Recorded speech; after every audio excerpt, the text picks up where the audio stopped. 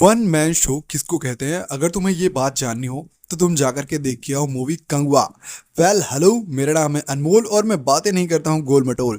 तो जी हाँ, मैं बात करने वाला हूँ कंगवा की, कंगवा मूवी की। मैं ये अभी शाम को देखने गया था और जब मैं ये मूवी देखने गया तो इस मूवी में मुझे कुछ खास चीज़ें निकल करके सामने आई। देखो, विक्रम वाली मूवी जिसने देखी है, अगर उसमें तुम्हें 2 मिनट का कैमियो है रोलेक्स का, जी हाँ सूर्या भाई का, अगर तुमने वो कैमियो देखा होगा तो यकीनन तुम सूर्या के फैन हो। अगर नहीं भी देखा है तो जाकर के कंगवा देखो, तुम उनके फैन हो जाओगे।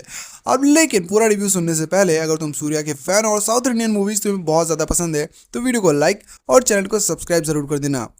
देखो, अब बात करते हैं कि ये मूवी स्टार्ट कहाँ से होती है। पहली बात तो ये कि जो रिलीज ट्रेलर आया था अभी हाल फिलहाल में, ये मूवी उसके आसपास बहुत ज़्यादा भटकती है। मतलब रिलीज ट्रेलर में जो, देखो मैं पूरा तुम्हें स्पॉइलर नहीं दूंगा, मैं तुम्हें चीज़ें बताऊंगा, बाकी मज़ा तुम्हें खुद लेना है मूवी देख करके।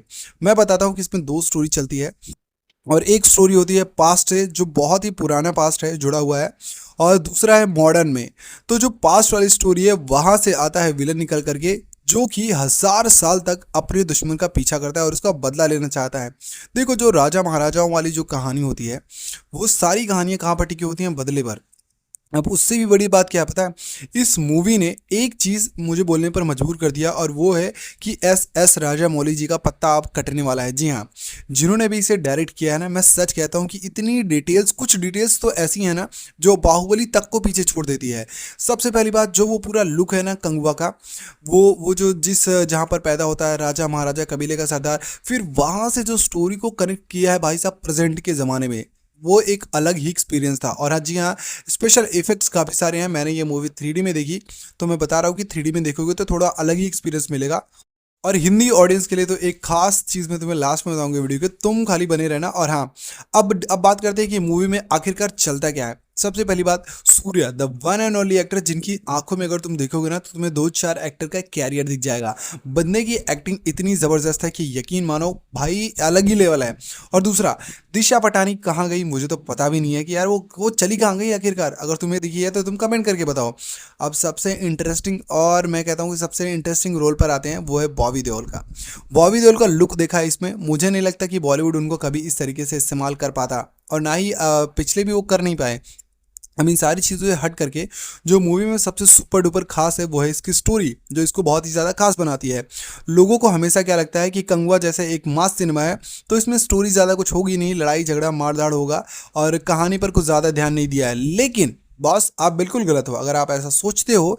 तो मैं आपको बता दूं कि कंगवा के मेकर्स ने इस चीज़ का खास ख्याल रखा है कि कंगवा की कहानी हुई उतनी ज़बरदस्त हो जितना इसका मास एक्शन सिनेमा है।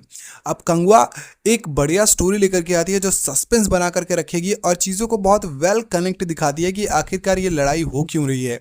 देखो, ये चीज़ देखो, मूवी में ना चीज़ों को समझाना बहुत बड़ी बात होती है। आधी मूवी तो ऐसे ही निकल जाती है हमेशा। जब भी आप कोई मूवी देखने जाओगे, उसमें जो कैरेक्टर्स का बिल्डअप होता है वो काफ़ी ज़्यादा टाइम लेता है, और कंगवा में वो बहुत ही अच्छा है। मतलब तुम्हारा बिल्डअप वाला जो एक्सपीरियंस होगा कि आखिरकार ये झगड़ा हो क्यों रहा है, कंगुआ कौन है और विलन कौन है, ये सब तुम्हें बड़ा मजा आएगा। तुम इंजॉय करोगे उनके बिल्डअप वाले सीन को। अब जब ये सारे बिल्डअप्स हो जाते हैं, फिर जब असल में स्टोरी शुरू होती है, मतलब हमारा एक्शन का पूरा सीन शुरू होता है भाई, वो पता है अपने तीर पर, धनुष पर किसी सांप को बिठा करके तीर चलाना, बिल्कुल महाभारत वाली वाइब आती है यार। जब महाभारत में कर्ण को एक सांप ने ये ऑफर किया था कि मैं तुम्हारे तीर पर बैठ जाता हूँ और तुम अर्जुन को मारना और वो, मैं उन्हें जाकर के डस लूंगा, तो वो वाली फीलिंग कहीं ना कहीं आती है। और इस चीज़ को चुराया ज़रूर है महाभारत से ये कॉन्सेप्ट को। फिलहाल देर समझ में आई, बट आई तो ज़रूर कि हमारे महाकाव्यों में इतनी सारी चीज़ें छुपी हुई है। अब उस सब की चीज़ तो हम छोड़ देते हैं, थोड़े नेगेटिव पॉइंट्स पे भी आ जाते हैं, क्योंकि मूवी अच्छी तो है नो डाउट, मैं कहता हूँ बहुत बढ़िया है। लेकिन जो चीज़ें मुझे थोड़ी सी गड़बड़ लगी, और या यूँ कहें कि इसको थोड़ा सा ओवरकम किया जा सकता है, वो ये है कि मूवी को बनाया है 2-2.5 घंटे में। भाई साहब 90% जो सीन्स है ना, 80% तो मान लो बड़े ही चिल्लाने वाले हैं। मतलब इतना ज़्यादा शोर शराबा, ऐसा लगता है ना कि जो इमोशनल डायलॉग्स है, जो डायलॉग डिलीवरी है अच्छी तो है, लेकिन उसको फील करने का टाइम नहीं मिलता है कि कुछ दूसरा ऐसे ही ताबड़तोड़ एक्शन वाला सीन आ जाता है या फिर डायलॉग आ जाता है। और जो सबसे और मैं यूँ कहूँ कि जो मेरा एक्सपेक्टेड एक सीन था ना, वो सबसे अलग था। मैं चाहता था लास्ट में बॉबी देओल और कंगुआ का फेस ऑफ होगा और कुछ कुछ अलग ही सीन निकल कर ही आएगा, तो उस पे शायद थोड़ा सा पानी फिर गया। लेकिन बॉस, सबसे इंपॉर्टेंट बात जो मैं बोल रहा था हिंदी ऑडियंस के लिए कि तुम्हारे लिए एक सरप्राइज छुपा हुआ है, वो ये है कि इसमें बॉलीवुड के एक खास एक्टर की एंट्री है जो तुम्हें चौंका देगी, और शायद तुम कंगवा के पार्ट 2 के लिए बिल्कुल से प्रिपेयर हो जाओगे। मतलब जैसे बाहुबली में लास्ट में वो कटप्पा वाली स्टोरी छोड़ करके मूवी के हाइप को बहुत ज़्यादा क्रिएट कर दिया था, ठीक उसी तरह कंगवा के स्टोरी के लास्ट में कुछ ऐसे सीन क्रिएट कर दिया है जिन्होंने पूरी की पूरी मूवी के हाइप को ना एकदम अलग ही लेवल पर बिठा दिया है। अब सबसे बड़ी बात, देखो सबको पता है कि जो मूवीज़ होती है साउथ इंडिया की, पहले उनका कोई नाम नहीं था। जैसे तुम पुष्पा को देख लो, पुष्पा का पहले कोई नाम नहीं था, लेकिन जैसे जैसे इसकी स्टोरी बाहर निकल करके आई, नॉर्थ इंडिया में भी इसकी हाइप बढ़ने लगी। सेम कंगवा के साथ भी है कि कंगवा जो मूवी है, आई थिंक, मुझे नहीं पता, बट इसके जो मेकर्स हैं उन्होंने हिंदी ऑडियंस को बहुत ज़्यादा सीरियस नहीं लिया है। क्योंकि मैं नेगेटिव पॉइंट में एक चीज़ ये भी ऐड करूँगा कि इसकी डबिंग थोड़ी कम सही है, मतलब उतनी अच्छी डबिंग नहीं है। मैंने ये रिलीज ट्रेलर में भी बोला था, और मैंने जो इसका पिछला ट्रेलर आया था उसमें भी बोला था कि डबिंग को लेकर के मुझे है थोड़ा, क्योंकि डबिंग में पूरा फील आना चाहिए। अब हिंदी ऑडियंस की इसमें इसमें उन्होंने ज़्यादा उनको वो बोलते हैं ना कि टेक केयर नहीं किया है कि हाँ ये हिंदी में भी चलेगी। But I am damn sure कि स्टोरी इतनी अच्छी है, एक्शन इतना अच्छा है।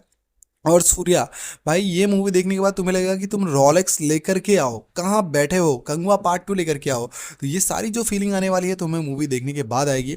फिलहाल तुम्हें मेरे वीडियो कैसी लगी है, वीडियो को लाइक कर देना और कमेंट करके बताना कि वीडियो कैसी लगी है। अब चैनल को सब्सक्राइब करने की बारी आती है, तो चैनल को सब्सक्राइब कर देना। अगर तुम्हें कोई भी शिकायत या फिर कोई भी सुझाव देना है तो मेरा कमेंट बॉक्स ओपन है।